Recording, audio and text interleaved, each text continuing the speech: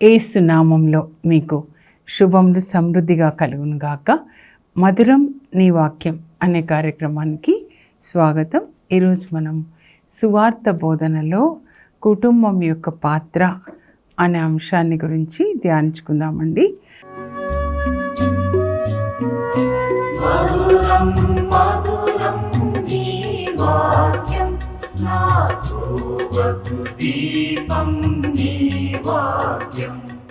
ఇప్పుడు మన అపోస్తుల కార్యములు 18వ అధ్యాయానికి వస్తే అక్కడ కొరింథులో ఒక దంపతులు వాళ్ళు జీవిస్తున్నారండి. వాళ్ళ పేర్లే అక్విలా, ప్రిసిల్లా అన్నమాట. పౌలు తన 2వ సువార్త ప్రయాణంలో ఆయన ముందు ఫిలిప్పీకి వెళ్తాడండి. అట్లా ఫిలిప్పీ నుంచి తెస్సలోనికా నుంచి బెరయా నుంచి ఏథెన్స్ నుంచి 5వ పట్టణంగా కొరింథీకి వస్తాడనమాట. కొరింథీకి వచ్చినప్పుడు దేవుని యొక్క ఆత్మ ఆయనని ఈ అక్విలా, ప్రిసిల్లా వాళ్ళ ఇంటికి నడిపిస్తారనమాట. వాళ్ళ టీం అంతా కూడా పౌలుతో పాటు సిలాసు, లూకా, తిమోతి 4 ఉంటారు. అసలు 2వ సువార్త ప్రయాణం వాళ్ళు గ్రీస్ దేశానికి వచ్చినప్పుడు మొదటి పట్టణమే ఫిలిప్పీ పట్టణం అనమాట. అలెగ్జాండర్ ద గ్రేట్ వాళ్ళ నాన్నగారి పేరు అనమాట. ఆయన పేరు ఈ పట్టణానికి ఇస్తారు, ఫిలిప్పీ పట్టణం. అక్కడ కూడా దేవుడు వాళ్ళకి ఎట్లా సిద్ధం చేస్తారు అంటే, వాళ్ళు ఉండడానికి ఒక ఆశ్రయం. ముందుగా లిడియా హృదయాన్ని తెరుస్తారండి. పౌలు చెప్పిన వాక్యాన్ని వింటుంది. యేసు ప్రభుని సొంత రక్షకునిగా అంగీకరించి బ్యాప్టిజం తీసుకొని అప్పుడు వాళ్ళని తన ఇంటికి ఆహ్వానిస్తుంది. నేను యేసు ప్రభుని విశ్వసిస్తున్నాను అని మీరు నమ్మిన ఎడల మా ఇంటికి రండి అని వాళ్ళ ఇంటికి తీసుకెళ్తుంది. అక్కడే ఇంకా పౌలు సువార్తను బోధిస్తాడు. అక్కడ సంఘం కూడుకుంటుంది. ముందుగా ఫిలిప్పీలో, అక్కడి నుంచి ఇంకా 2వ సువార్త ప్రయాణంలో ఈ పట్టణాలన్నిటికీ కూడా ప్రతిసారి ఈమె సపోర్ట్ చేస్తూ ఉంటుంది అనమాట, లిడియా. అంతేకాదు క్రీస్తు శకం 60లో పౌలు మొదటిసారిగా రోమ్లో హౌస్ అరెస్ట్, చెరసాల్లో ఉంటాడు. అంటే అద్దె ఇంట్లోనే అనమాట. అక్కడ అపోస్తల కార్యాలు 28లో ఉంటుంది. అప్పుడు కూడా ముందు సహాయం లిడియా పంపిస్తుందన్నమాట. చూడండి, స్త్రీల ద్వారా, దంపతుల ద్వారా చాలా సువార్త బోధన ముందు నుంచి కూడా జరుగుతూ ఉంటుందండి. మనం తర్వాత చూద్దాం. లూకా సువార్త ప్రారంభంలోనే పౌలు ఏం బోధిస్తాడంటే, లూకా రాస్తాడు పౌలు బోధించింది. అక్కడ జకర్యా, ఎలిజబెతమ్మలు దేవుని దృష్టిలో నీతిమంతులై దేవుని ఆజ్ఞలకు లోబడి జీవించారు. వాళ్ళు యాజక కుటుంబం అన్నమాట. దేవుని సేవ దంపతులుగా చేస్తున్నారు. వాళ్ళకి పుట్టిన బిడ్డని కూడా దేవుని కొరకే దేవుడు ఏ సందేశాన్ని ఇచ్చారో ఆ సందేశం ప్రకారం పెంచుతారు. అలా మరి మరియ తల్లి, అలాగే జోజప్ప గారు, యోసేపు, వాళ్ళు కూడా మరి మరియ తల్లి దేవుని యొక్క తల్లిగా యేసు ప్రభుని లోకానికి అందిస్తుంది. ఆ మరియ తల్లికి భర్తగా జోజప్ప గారు మరియ తల్లిని జాగ్రత్తగా చూసుకుంటారు. మరి బాల యేసుని పెంచుతారు 30 సంవత్సరాలు పెంపుడు తండ్రిగా. అంటే దేవుని యొక్క ప్రణాళిక, చిత్తం ఈ లోకంలో జరగడానికి ప్రతి ఒక్కరు కూడా వాళ్ళ వంతు పాత్ర చేస్తారనమాట. కుటుంబాలుగా సేవ చేస్తారు. మనం ఇంకా యెహోషువ గ్రంథాన్ని చూస్తే యెహోషువ కూడా అలాగే చివర్లో ఆయన చెప్తాడండి. ఆ పెద్దలందరికీ కూడా, ఇజ్రాయేల్ ప్రజలకి చెప్తాడు. నేలని పంచి ఇచ్చిన తర్వాత అనమాట, ముందు కానాను జయిస్తాడు, తర్వాత నేలని అందరికీ పంచిచ్చి తను వృద్ధుడైనప్పుడు తన మరణానికి ముందు చెప్తాడు, నేను నా కుటుంబం ప్రభుని మాత్రమే సేవిస్తాము, ఆయన ఆజ్ఞల్ని పాటిస్తాం. యెహోషువ 24:15. ఈరోజు ప్రత్యేకంగా మనం దంపతులుగా, కుటుంబంగా దేవుని సేవకి మనల్ని సమర్పించుకోవాలండి. సమర్పణ అంటే మనం ఇచ్చే డబ్బులు కాదు, కుటుంబాలుగా మనం దేవుని సేవకి మనల్ని సమర్పించుకోవాలన్నమాట. ఇక్కడ 2వ సువార్త ప్రయాణంలో క్రీస్తు శకం 52లో పౌలు కొరింథీ పట్టణానికి వస్తాడు. 5 పట్టణాల్లో చివరి పట్టణం అన్నమాట. అక్కడ వచ్చినప్పుడు దేవుడు ఆయనని అక్విలా, ప్రిసిల్లా అనే దంపతుల ఇంటికి నడిపిస్తాడనమాట. వీళ్ళు గుడారాలు కుట్టుకునే వాళ్ళు అనమాట. వాళ్ళ వృత్తి, పౌలు వృత్తి కూడా అదేనండి, గుడారాలు కుడతాడనమాట. టెంట్ మేకర్స్ వాళ్ళు, పౌలు కూడా దినంలో సువార్త బోధించి రాత్రిలో గుడారాలు కుట్టి ఆ గుడారాలు అమ్ముకొని వచ్చిన డబ్బుతో పౌలు తన టీంని పోషించుకునేవాడనమాట. ఎవరి మీద కూడా తను ఆధారపడలేదు. ఆయన ఎఫ్ఎస్ పెద్దలకి ఫేర్వెల్ మెసేజ్లో చెప్తాడు, నేనే ఇంకా మీకు సహాయం చేశాను, పుచ్చుకొనుట కంటే ఇచ్చుట ఆశీర్వాదకరం అని ప్రభు చెప్పారు కదా, దయామయులు ధన్యులని. సో సేవలో నేను ఎవరి దగ్గర ఏమీ పుచ్చుకోలేదు, పైగా నేనే అందరికీ సహాయం చేశాను అని చెప్తారండి. సో ఇప్పుడు మనం కొరింథీకి వస్తే ఇక్కడ అక్విలా ప్రిసిల్లా వీళ్ళు ఎక్కడి నుంచి వచ్చారంటే రోమ్ నుంచి వస్తారండి. ఇటాలియా అని ఉంది, వాళ్ళు రోమ్లో ఉన్న ఇటలీ నుంచి వాళ్ళు కొరింథీకి వస్తారనమాట. ఎందుకు వచ్చారనంటే అక్కడ రోమన్ ఎంపరర్ క్లాడియస్ క్రీస్తు శకం 50లో యూదులందరూ కూడా రోమ్ని విడిచి వెళ్ళాలని ఆజ్ఞ జారీ చేస్తాడండి. ఎప్పుడు కూడా సాతాను ఈ రోమా చక్రవర్తుల ద్వారా, లేకపోతే ఐగుప్తులో చూడండి ఆ ఫరో రాజు ద్వారా యూదులని హింస పెట్టడం, చంపడం అన్నమాట. ఇంకా ఎస్తేర్ రాణి గ్రంథంలో హమాన్, ఎందుకంటే రక్షకుడు వీళ్ళ నుంచే వస్తున్నాడు కదా, వీళ్ళ ద్వారా ప్రపంచానికి రక్షణ అన్నమాట. సో యూదుల మీద లేదా క్రైస్తవుల మీద అన్నమాట. అందరూ వెళ్ళిపోండి యూదులని ఆజ్ఞ జారీ చేసినప్పుడు వీళ్ళు యూదులు కాబట్టి అక్విలా ప్రిసిల్లా వాళ్ళు రోమ్ నుంచి కొరింథీ వచ్చి అక్కడ సెటిల్ అయిపోతారండి 50లో. ఇప్పుడు 52లో పౌలు వీళ్ళ దగ్గరికి వస్తాడనమాట. అప్పుడు వీళ్ళ ఇంట్లోనే ఉంటాడు. వాళ్ళు చక్కగా ఆతిథ్యం ఇస్తారు ఈ నలుగురికి, పౌల్ టీం మెంబర్స్కి అనమాట. 18 నెలలండి అక్కడ కొరింథీలో ఉండేది. పౌలు స్వార్థను బోధిస్తుంటే ప్రజలు చక్కగా రిసీవ్ చేసుకుంటారండి. యూదులు కూడా వాళ్ళ ప్రార్థనా మందిరాల్లో చక్కగా రిసీవ్ చేసుకుంటారనమాట. ఇప్పుడు పౌలు బోధన విని వీళ్ళు యూదులు కదా, వీళ్ళు కూడా యేసు ప్రభుని అంగీకరించి వాళ్ళు కూడా పౌలుతో కలిసి సువార్త బోధిస్తుంటారు. పౌలుకి సేవలో చాలా తోడుగా ఉంటారు. తర్వాత కొన్ని రోజులకి ఏమవుతుందంటే ఇంకా అసూయ కదండి, సాతాను డిస్టర్బ్ అయిపోతున్నాడు కదా, అందరూ రక్షణలోకి వస్తున్నారు కాబట్టి యూదులలో నుంచి కొంతమంది పౌలుని గురించి చెడ్డగా మాట్లాడతారండి. అప్పుడు ఇంకా పౌలు అంటాడు, ముందు సువార్త మీకు అందించబడాలి, ఎందుకంటే అబ్రహాం పిల్లలు మీరు, కానీ మీరు వద్దన్నారు కాబట్టి అన్యులకు నేను బోధిస్తాను, మీరు ఇంకా పెడదారిన పోతే దానికి నేను బాధ్యుడని కాదు అని చెప్తాడనమాట.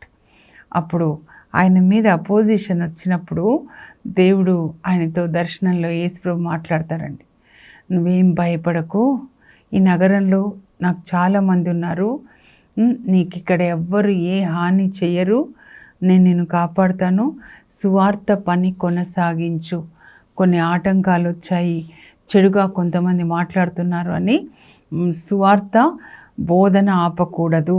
ఈ మాటతో దేవుడు నాతో చాలాసార్లు యేసుప్రభు మాట్లాడారండి.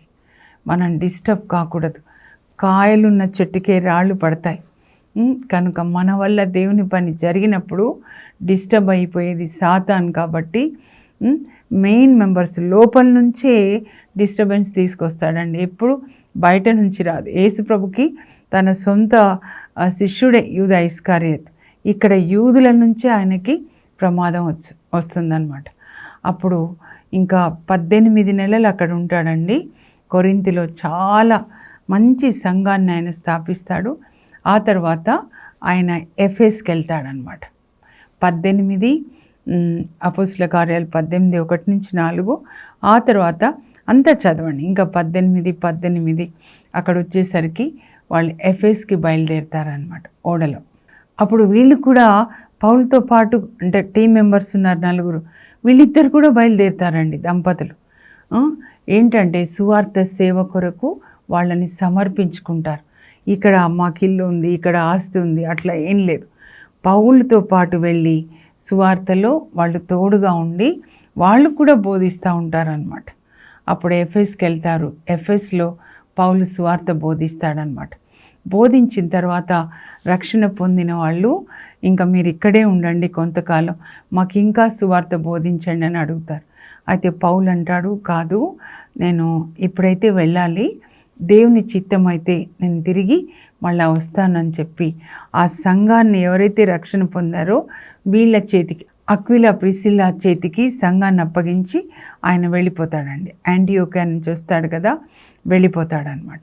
అంటే ముందు యెరూషలేం వెళ్తాడు. ఎప్పుడు కూడా అక్కడ అపోస్తులకి తన రిపోర్ట్ ఇస్తాడు, ఎలా దేవుడు వాడుకున్నాడు అని చెప్పి ఆ రిపోర్ట్ ఇచ్చి తిరిగి యాంటియోకియాకి వెళ్ళిపోతాడు. తను ఉండేది అక్కడ కదా, అక్కడికి వెళ్తాడనమాట. అయితే ఈ సంఘాన్ని వీళ్ళ చేతికి అప్పగించాడంటే అంటే వీళ్ళు ఎంత బాధ్యత కలిగి ఉండొచ్చండి. ఒక యాజకుడు అంటే పాస్టర్ అమ్మలాగా అనమాట. అక్కడ ఎఫెస్లో ఆ సంఘాన్ని వీళ్ళు నడిపిస్తూ ఉన్నారు. అలా నడిపిస్తున్నప్పుడు అంటే దేవుని యొక్క సువార్త బోధించే ఒక ప్రీచర్ అక్కడికి వస్తారనమాట. ఆయన పేరు అపోల్లో. ఆయన ఎక్కడి నుంచి వస్తాడంటే ఐగుప్తులో అలెగ్జాండ్రియా అనే పట్టణం నుంచి వస్తాడండి.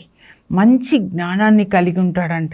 ఆయన గురించి ఏమని రాయబడి ఉంటుందంటే 18వ అధ్యాయంలో లేఖనములను గురించి ఆయన క్షుణ్ణమైన జ్ఞానాన్ని కలిగి ఉన్నాడు. పైన జ్ఞానం కాదండి, డీప్గా అనమాట. రూటెడ్ ఆయన spirit it is rooted in the word of God అనమాట. విత్తనాలు చూడండి, విత్తువాని విత్తనాలు త్రోవ ప్రక్కన పడిపోయాయంటే లోపలికి ఏం వెళ్ళలేదన్నమాట. హృదయం లోపలికి దున్ని రైతు అప్పుడు విత్తనాలు వేస్తాడు చూడు. అట్లా క్షుణ్ణమైన నాలెడ్జ్ అనమాట. అట్లాంటి నాలెడ్జ్ మనకు కూడా ఉండాలండి. ఆయన యేసుప్రభు గురించి బోధిస్తున్నాడు. పాత నిబంధనలో నుంచి యేసుప్రభు గురించి బోధిస్తూ బాప్తిస్మ యోహాన్ అంతవరకు హృదయ పరివర్తన చెందండి,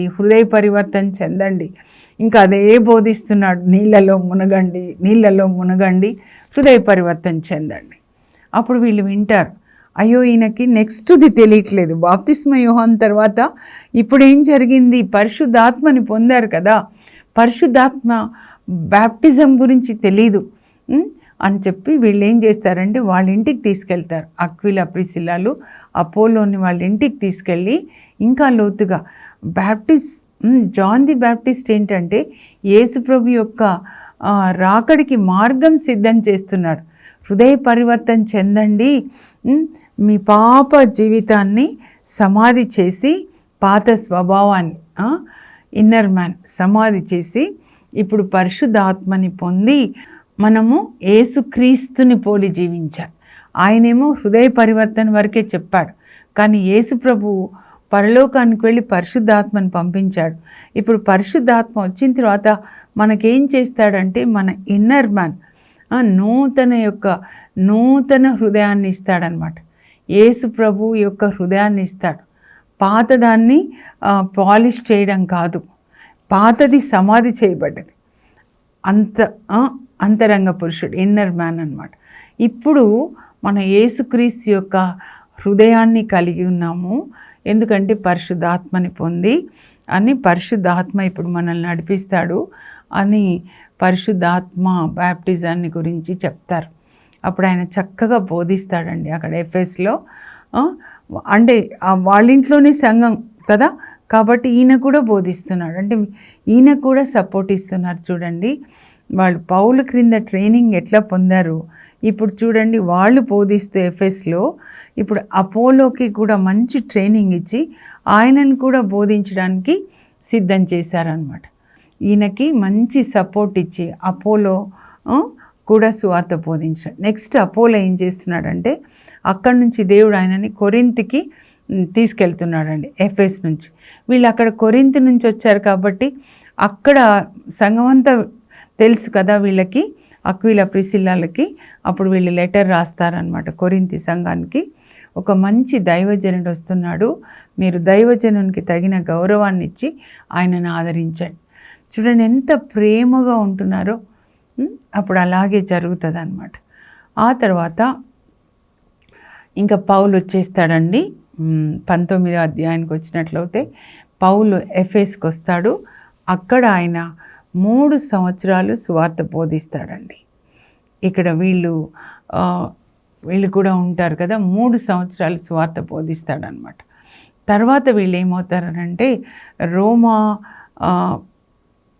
లేఖ మీరు చదివితే రోమీలకు రాసిన లేఖ చివర్లో అన్నమాట 16వ అధ్యాయంలో పౌలు అందరికీ శుభాకాంక్షలు చెప్తాడండి. పౌలు ఎవరికి లేఖ రాసినా చివర్లో శుభాకాంక్షలు ఉంటాయన్నమాట. అంటే అక్కడ ఎవరెవరు ఉన్నారు, ఇప్పుడు రోమ్లో ఆయన ఎప్పుడు బోధించలేదండి, ఇక్కడి వరకు ఆయన అసలు రోమ్లో బోధించలేదు. కానీ ఇక్కడ అక్కడ ఆయన బోధిస్తున్నాడు. ఇన్ని సంఘాలు వాళ్ళందరూ అక్కడ వెళ్ళి కొంతమంది సెటిల్ అయిన వాళ్ళు ఉంటారు కదా, అక్కడ వాళ్ళకన్నమాట లేఖ రాస్తున్నాడు. అప్పటికి అక్విలా ప్రిసిల్లా వాళ్ళు ఎక్కడున్నారు తెలుసా? 57 అనమాట. 57కి అక్విలా ప్రిసిల్లా ఎఫెస్ నుంచి మళ్ళీ రోమ్కి వెళ్ళిపోతారనమాట. రోమ్కి వెళ్ళి, ఎందుకంటే క్లౌదియా చక్రవర్తి ఆయన చనిపోయాడు, మరణించాడు, కాబట్టి వీళ్ళు అక్కడికి వెళ్తారనమాట. వెళ్ళి అక్కడ సెటిల్ అయిపోతారు రోమ్లో. అయితే అక్కడ ఏం చేస్తున్నారు, వాళ్ళ ఇంట్లోనే సంఘం కూడుకుంటుందన్నమాట. పౌలు సువార్త బోధన వల్ల అక్కడ ఎవరెవరైతే ఉన్నారో వాళ్ళందరూ అక్విలా ప్రిసిల్లా ఇంట్లోనే కూడుకుంటున్నారు, వాళ్ళకి సువార్త బోధిస్తూ ఉన్నారనమాట. ఎక్కడ ఉన్న వాళ్ళ ఇల్లు సువార్త బోధన కొరకు వాడబడుతూ ఉందన్నమాట. అప్పుడు పౌలు లేఖ రాస్తూ వీళ్ళకే, రోమా సంఘం అంటే రోమ్లో ఉన్నటువంటి అక్విలా ప్రిసిల్లా వాళ్ళ ఇంట్లో కూడుకుంటున్న సంఘం అన్నమాట.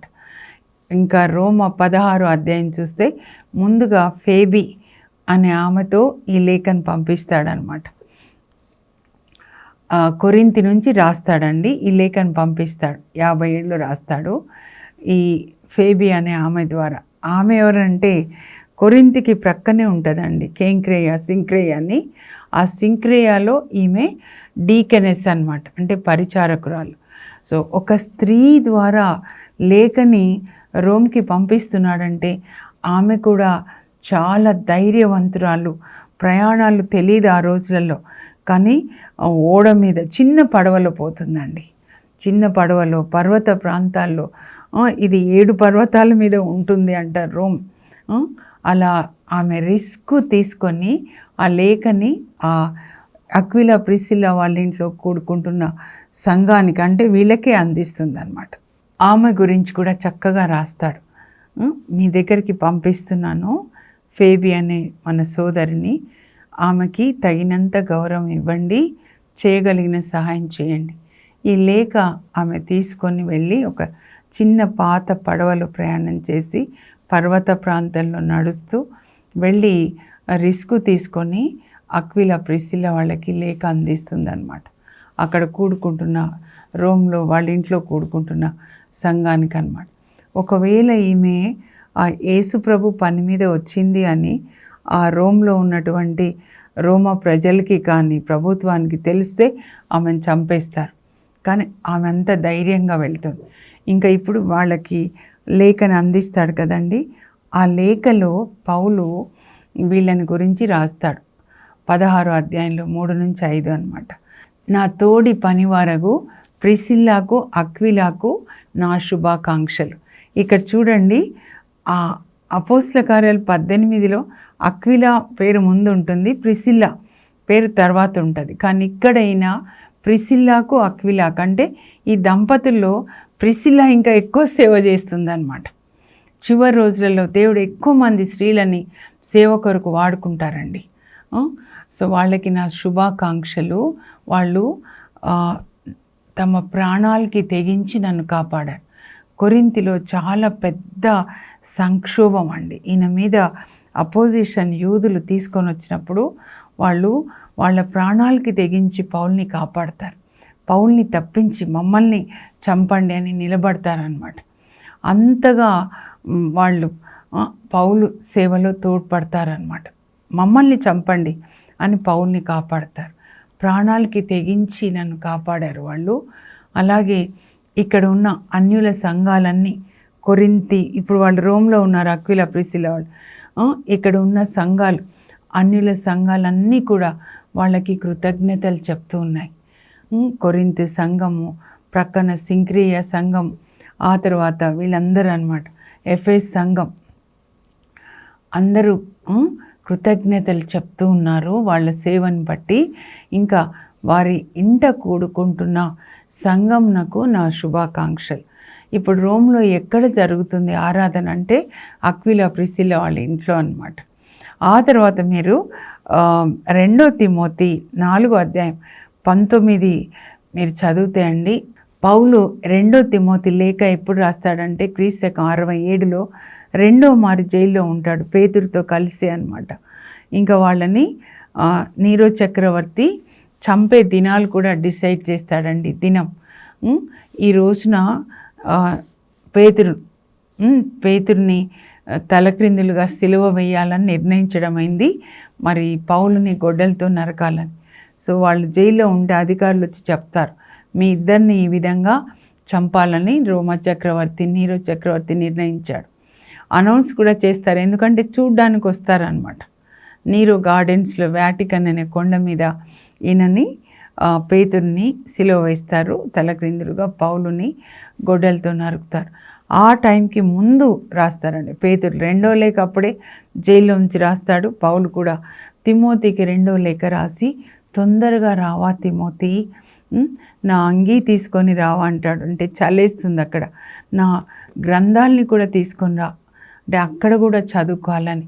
అందరూ నన్ను విడిచి వెళ్ళిపోయారు, లూకా మాత్రమే నాతో ఉన్నాడు, వచ్చేటప్పుడు మార్కును కూడా తీసుకొని రా అన్నీ రాసి చివరిలో ఏం రాస్తాడంటే, అక్విలా ప్రిసిల్లాలకు నా శుభాకాంక్షలు.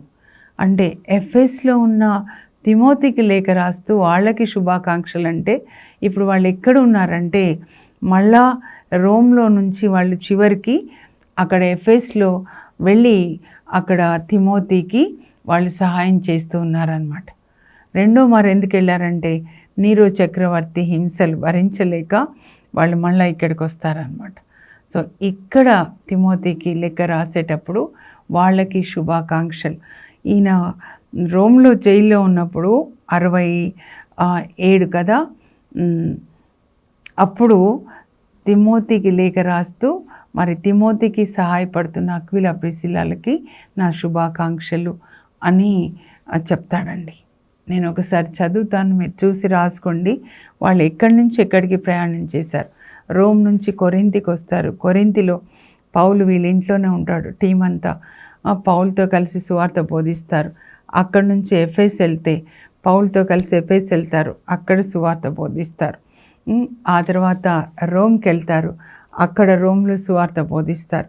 ఆ తర్వాత ఎఫెస్ వెళ్తారు, మళ్ళీ ఎఫెస్లో తిమోతికి సహాయపడుతూ ఉంటారనమాట. ఇలా సువార్త బోధన వాళ్ళంతా కూడా సువార్త బోధన ప్రయాణాలు చేసి అనేక ఆత్మల్ని సంపాదిస్తారండి.